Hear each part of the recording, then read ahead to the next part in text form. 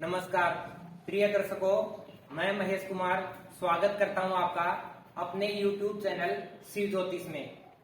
अपन पिछली वीडियो में कुंडली विश्लेषण की सीरीज में चल रहे थे, जिससे इसे पहले की जो सेकंड वीडियो है उसमें अपन ने जाना था कि किस प्रकार ग्रहों की डिग्री अंश बल के आधार पर उनकी कितनी अवस्थाएं होती हैं और किस किस अवस्था का ग्रह कितना प्रतिशत अपने को परिणाम देता है।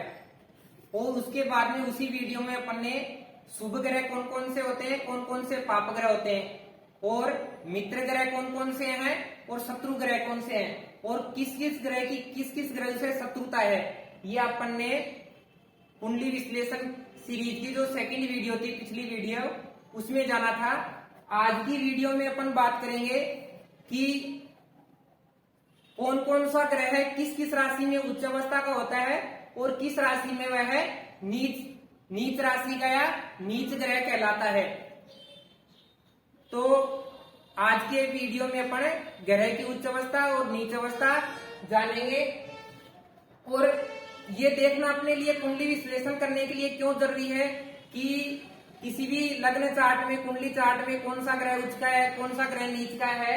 क्योंकि ग्रह की उच्च अवस्था या नीच अवस्था अपने को ये बताती है कि जैसे मान लो कोई ग्रह अपनी कुंडली में उच्च अवस्था का होगा, उच्च का होगा, तो वह अपने को अच्छा परिणाम देगा उस भाव से संबंधित। और यदि वह ग्रह अपना नीच अवस्था का होगा, नीच राशि का होगा, तो फिर वह अपने को खराब परिणाम देगा, यानी नेगेटिव रिजल्ट करेगा। इसलिए अपने को जानना जरूरी है कि अपनी कुंडली में कितने उच्च के ग्रह हैं, कितने नीच के ग्रह हैं। इन सभी बातों की जानकारी अपने को कुंडली विश्लेषण के लिए होना जरूरी है। तो बढ़ते हैं आज की वीडियो में। उससे पहले आपसे छोटा सा निवेदन है कि यदि हमारी आपको वीडियो अच्छी लगी हो तो इसको फिर लाइक करें, ज्यादा से ज्यादा शेयर करें और सब्सक्राइब करें। तो बढ़ते हैं अपनी वीडियो की ओर। तो देखिए दर्शकों, ये जैसे किसी भी जन्मांक चक्र में ये अपने पास जो जन्म कुंडली होती है उसमें एक होता है लग्न कुंडली या जन्मांक चक्र, उसमें बना हुआ होता है। उसमें 12 भावों में किसी भी राशि में ग्रह रहते हैं, उनको पहचानना होता है कौन कौन सा ग्रह उच्च का है। तो देखिए अपन प्रथम भाव में 1 नंबर राशि लिखिए, ऐसे 12 राशियां लिखिए। अपन इसको जानेंगे कि पहले ग्रह की उच्च अवस्था के बारे में जाने, कौन कौन सा ग्रह किस किस राशि में उच्च का होता है। जैसे मान लीजिए एक प्रथम भाव है लग्न, वहां पे 1 नंबर राशि लिखी हुई है, यानी 1 नंबर का मतलब है 1 नंबर से, यानी कि ये मेष राशि का घर है या भाव है। तो मेष राशि में जब 1 नंबर, जिस खाने में 1 नंबर लिखा होगा उसमें यदि सूर्य होंगे तो वह सूर्य उच्च के होंगे, यानी सूर्य मेष राशि में उच्च के कहलाते हैं। तो ये अपने को जानना है। तो सूर्य उच्च का 1 नंबर यानी मेष राशि में उच्च का होगा। उसके बाद में देखिए दूसरे भाव में जहां पे 2 नंबर राशि लिखी हुई है, 2 नंबर का मतलब वृष राशि, वृष राशि में चंद्रमा और राहु ये उच्च के होते हैं। इसी प्रकार आगे बढ़ते हैं। 3 नंबर जो मिथुन राशि है बुध की, 3 नंबर पे देखिए यहाँ पे मिथुन, आपको ये एक 3-4 बार आप रिपीट करोगे तो याद हो जाएंगे किस किस नंबर से कौन सी राशि है। तो 3 नंबर का मतलब मिथुन राशि, मिथुन राशि में राहु उच्च के होंगे, यानी कि राहु वृष राशि में भी उच्च के होते हैं और मिथुन राशि में भी उच्च को माना गया है, यानी दोनों राशियों में राहु को उच्च का माना गया है। फिर है देवगुरु बृहस्पति, ये जो 4 नंबर की राशि लिखी है कर्क, यानी कर्क राशि में देवगुरु बृहस्पति उच्च के होंगे। 5 नंबर पे है सिंह राशि, यानी इसमें कोई भी ग्रह उच्च का या नीच का नहीं होता। उसके बाद में 6 नंबर पे है कन्या राशि, कन्या ये बुध की राशि है, ये अपनी मूल त्रिकोण राशि कन्या राशि में उच्च के होते हैं। ये स्वयं बुध की राशि है, बुध कन्या राशि में उच्च के होंगे। उसके बाद 7 नंबर पे है तुला, तुला राशि में शनि देव उच्च के होंगे।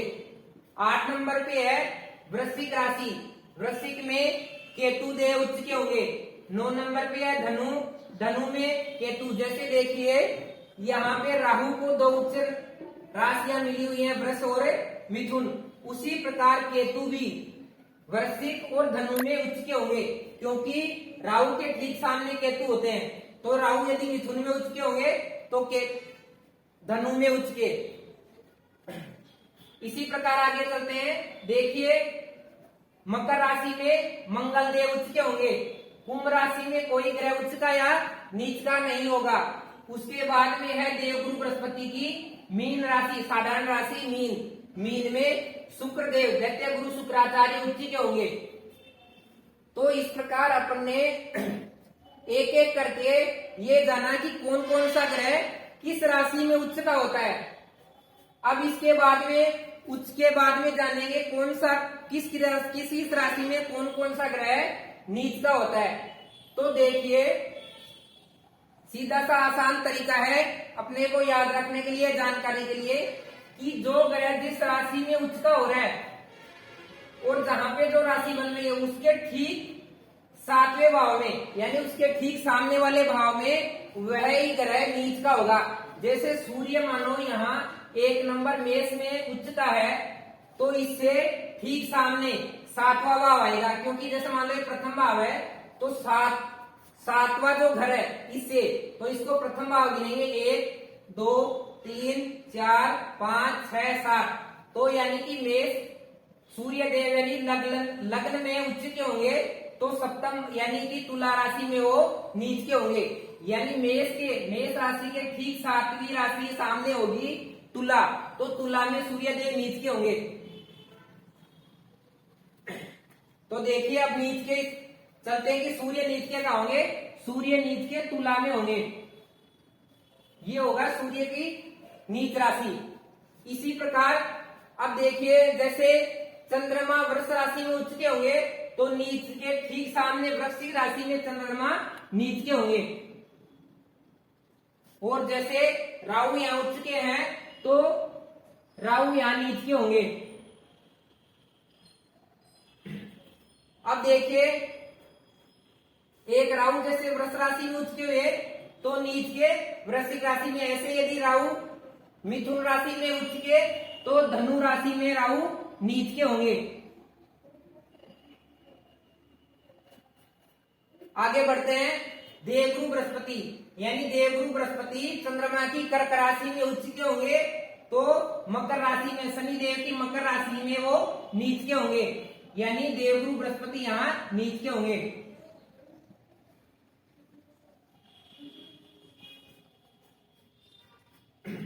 देखिए जो मैंने ब्लैक पेन से लिख रखे हैं, जिस भी नंबर की साथ में जैसे 1 नंबर के साथ सूर्य है ब्लैक पेन से, तो ये सूर्य उच्च के हैं। और रेड से जो किया है, जिस राशि में जिस नंबर में रेड पेन से सूर्य लिखा हुआ है उस राशि को वो नीच के हैं। तो आगे चलते हैं बृहस्पति के बाद में बुधदेव कन्या राशि में उच्च के, ठीक सामने 7वीं राशि कौन सी आएगी? मीन। यहाँ गिन लीजिए, जैसे कन्या से गिनेंगे 7वां भाव तो 1 2 3 4 5 6 और 7, 7वीं ठीक सामने आई कन्या के ठीक सामने मीन राशि, तो मीन राशि में बुधदेव नीच के हो जाएंगे।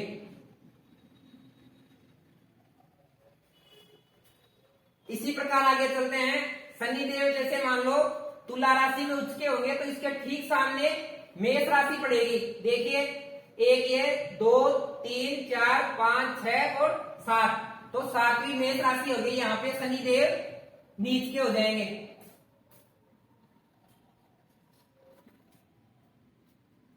केतु यहाँ उच्च के वृश्चिक राशि में ठीक सामने, वृश्चिक के ठीक सामने केतु यहाँ नीच के होंगे। केतु धनु राशि में उच्च के ठीक सामने मिथुन में नीच के हो जाएंगे। मंगल मकर राशि में उच्च के और कर्क राशि में नीच के हो जाएंगे मंगल। इसी प्रकार शुक्रदेव मीन राशि में उच्च के और मीन राशि के ठीक सामने 7वीं जो राशि है यानी कि कन्या राशि में शुक्रदेव नीच के हो जाएंगे। इस प्रकार देखिए अपन ने जाना कि किस किस राशि में ग्रह उच्च का होता है और किस किस राशि में नीच का होता है। ये अपन ने कुंडली लग्न कुंडली का जो डायग्राम है 12 भाग है, उसके आधार पर अपन ने पहचान कर ली। आप इसको याद करने के लिए अपनी सुविधा के अनुसार आप इसको एक सारणी के द्वारा भी क्रमबद्ध कर सकते हैं। जैसे मान लीजिए एक साइड में ग्रह लिख लीजिए, फिर किस किस राशि में उच्च का होता है उच्च राशि लिख लीजिए, साइड में नीच राशि लिख लीजिए। जैसे एक साइड में आप कॉलम बना देना ग्रह का, उसके बाद में उच्च राशि, उच्च और नीच।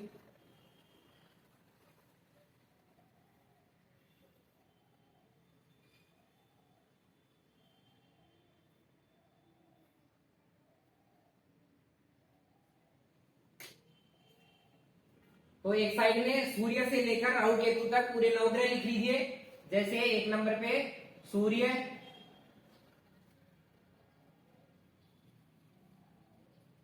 फिर लिख लीजिए चंद्रमा, मंगल, बृहस्पति,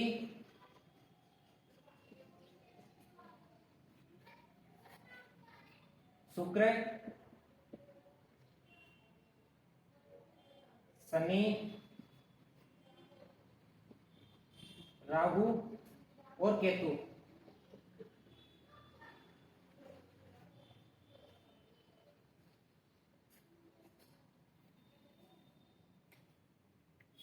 देखिए सूर्य उच्च के होंगे मेष राशि में, नीच के होंगे तुला राशि में। ऐसे ही चंद्रमा वृष राशि में, वृष राशि में ये उच्च के हो जाएंगे, नीच के हो जाएंगे वृश्चिक राशि में।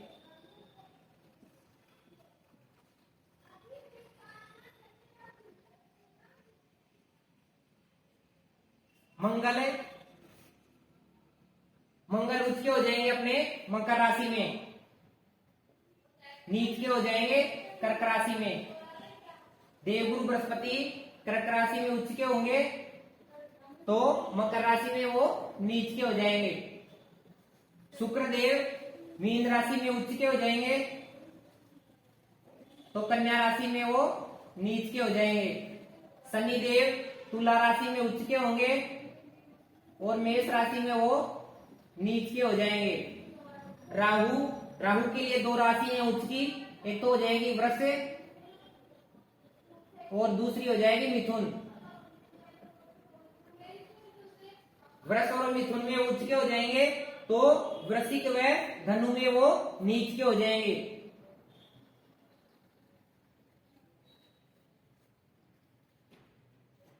इसी प्रकार केतु उच्च के हो जाएंगे वृश्चिक और धनु में।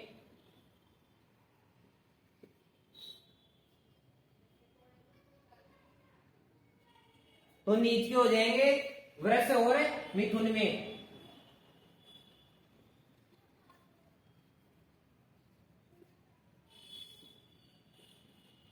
इस प्रकार अपन ने क्या किया, ये जैसे कुंडली चार्ट के हिसाब से अपन ने उच्च नीच भी जान लिया और फिर सारणी के माध्यम से याद करने के लिए अपने को इसको सारणी के द्वारा क्रमबद्ध कर लिया।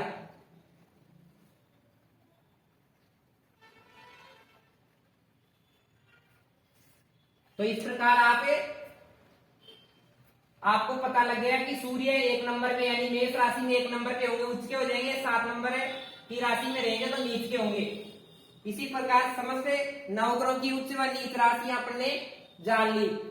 इसके बाद में अपन चलेंगे कि ग्रह की दृष्टियां, कौन कौन सी ग्रह दृष्टियां होती है, क्योंकि ग्रह जिस भाव में बैठते हैं उस भाव को और जिस भाव पर दृष्टि डालते हैं वहां प्रभाव उस भाव विशेष को प्रभावित करते हैं। देखिए 7वीं जो दृष्टि है वो सभी ग्रह के पास है, यानी कि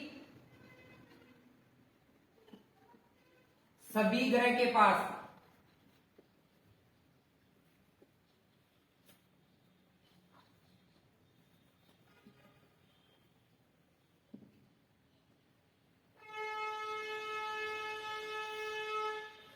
सभी ग्रह के पास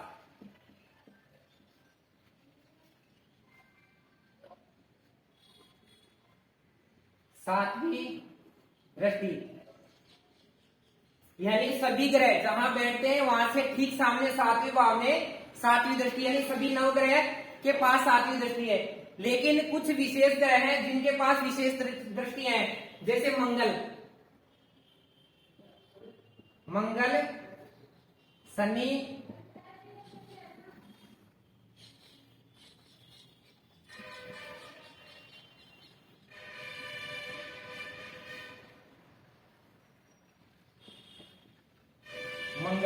मंगल के पास विशेष दृष्टि है, चौथी, सातवीं सबके पास है और आठवीं, यानी कि सातवीं दृष्टि से सभी ग्रह देखते हैं। मंगल के पास विशेष दृष्टियां कौन सी हुई? चौथी और आठवीं। उसके बाद में विशेष दृष्टियों में है शनि के पास विशेष दृष्टियां है, तीसरी, सातवीं सबके पास है इसलिए ये भी देखते हैं, और 10वीं विशेष दृष्टि। तो कौन कौन सी हो गई विशेष दृष्टि? तीसरी शनिदेव के पास और 10वीं दृष्टि से शनिदेव देखते हैं। उसके बाद में है देवगुरु बृहस्पति देव देखते हैं, 5वीं, 7वीं और 9वीं, यानी कि 7वीं दृष्टि सभी के पास है तो ये भी देखते हैं, और 5वीं और 9वीं विशेष दृष्टियां देवगुरु बृहस्पति के पास है। इसके बाद में जो राहु केतु है वो भी सेम, यानी देवगुरु बृहस्पति यानी गुरु तुल्य दृष्टियां हैं। जिस प्रकार देवगुरु बृहस्पति 5वीं और 9वीं विशेष दृष्टियां, उसी प्रकार राहु केतु को भी गुरु तुल्य यानी गुरु के समतुल्य ही 5वीं और 9वीं विशेष दृष्टि मिली हुई है। राहु केतु देखते हैं, 5वीं, 7वीं सब देखते हैं इसलिए ये भी देखते हैं, और 9वीं दृष्टि। तो राहु केतु भी 5वीं, 7वीं और 9वीं दृष्टि से देखते हैं। देखिए एक बार सही को समझ लीजिए। जैसे मान लो सूर्य है, 7वीं दृष्टि, एक बार सभी ग्रह देखते हैं, एक ग्रह से 7वीं दृष्टि समझ लेते हैं। सूर्य मान लीजिए यहाँ बैठे हैं लग्न में, तो अपनी 7वीं दृष्टि कहाँ डालेंगे? यहाँ से ठीक सामने 7वें भाव पे। तो प्रथम भाव ये हुआ 1, 2, 3, 4, 5, 6, 7, यानी लग्न में बैठकर वो अपनी 7वीं दृष्टि सप्तम को देखेंगे, यानी दाम्पत्य भाव को देखेंगे। और कोई भी ग्रह ठीक सामने 7वीं दृष्टि सभी ग्रह देख सकते हैं, जहां पे बैठा है वहां से ठीक सामने, वहां से। जैसे शुक्र 7वीं दृष्टि कहाँ डालेंगे? शुक्र यहाँ बैठे हैं, तो मान लीजिए यहाँ से ठीक सामने 7वां भाव कौन सा आ गया? छठा, यहाँ, यानी कि 2 यहाँ से गिनेंगे, 1, 2, 3, 4, 5, 6 और 7, 7वीं दृष्टि का डालेंगे। यदि 12वें भाव में होंगे तो षष्ठ भाव पे, छठे भाव पे। तो इस प्रकार हो गई 7वीं दृष्टि। उसके बाद में विशेष दृष्टियों में चलते हैं। जैसे मंगल के पास है चौथी, 8वीं। देखिए जैसे मान लो मंगल यहाँ है, ठीक है, 10वें भाव में बैठे हैं, तो अपनी चौथी दृष्टि कहाँ डालेंगे? लग्न पर। देखिए यहाँ से 1, 2, 3 और 4, यानी चौथी दृष्टि 10वें में बैठकर मंगल लग्न को देखेंगे। लग्न को यानी यहाँ भी प्रभावित करेंगे, बैठे हैं तो इस भाव को, और दृष्टि डालेंगे तो इस भाव को भी प्रभावित करेंगे। उसके बाद में 7वीं दृष्टि से देखेंगे मंगल, तो ठीक सामने चतुर्थ भाव पर दृष्टि डालेंगे। 8वीं दृष्टि कौन होगी? 7वीं होगी ठीक सामने, और 8वीं, यहाँ से 8वां भाव आ गया, ये आ गई पंचम भाव, यानी 5वें भाव को, शिक्षा व संतान भाव को मंगल यदि 10वीं में होंगे तो अपनी 8वीं दृष्टि से पंचम भाव को देखेंगे। तो ये हो गई मंगल की विशेष दृष्टियां, चौथी और 8वीं। इसके बाद में शनिदेव है, तीसरी और 10वीं। जैसे मान लीजिए शनिदेव सप्तम में होंगे, तो सप्तम से तीसरी दृष्टि कहाँ डलेगी? 1, 2, 3, यानी नवम, भाग्य भाव को शनिदेव सप्तम में बैठकर नवम को देखेंगे, यानी भाग्य भाव को देखेंगे। ये हो गई तीसरी दृष्टि। यदि सप्तम में बैठे होंगे तो 7वीं दृष्टि लग्न को देखेंगे, और 10वीं दृष्टि यहाँ से चतुर्थ भाव, भूमि भवन है, जो माता का भाव है, चतुर्थ भाव पर दृष्टि डालेंगे। यानी 10वीं दृष्टि यदि दाम्पत्य भाव में होंगे, सप्तम भाव में होंगे, तो उनकी 10वीं दृष्टि होगी चतुर्थ भाव पर, चौथे भाव पर। इसी प्रकार देवगुरु बृहस्पति की है, जहां से बैठेंगे वहां से 5वीं, 7वीं और 9वीं। जैसे मान लीजिए ये बृहस्पति है, यहाँ से 5वीं दृष्टि पड़ेगी द्वितीय भाव पर, कुटुंब पर, वाणी पर। जैसे मान लो बृहस्पति यहाँ बैठे हैं, रेड पेन से लिखा हुआ, 10वें भाव में बैठे हैं, तो 1, 2, 3, 4, 5, यानी कुटुंब भाव को देखेंगे, संचित धन वाणी भाव को देखेंगे। तो इसी प्रकार अपन ने जाना कि किस किस राशि में ग्रह उच्च का होता है, किस किस राशि में नीच का होता है, और ग्रहों के पास कितनी दृष्टियां हैं, और वहां से वो कैसे देखते हैं। और ये 3-4-5 वीडियो बनाने के बाद अपन एक किसी भी कोई कुंडली लेके उस पर आपको कुंडली विश्लेषण करने के बारे में बताएंगे। तब तक के लिए नमस्कार।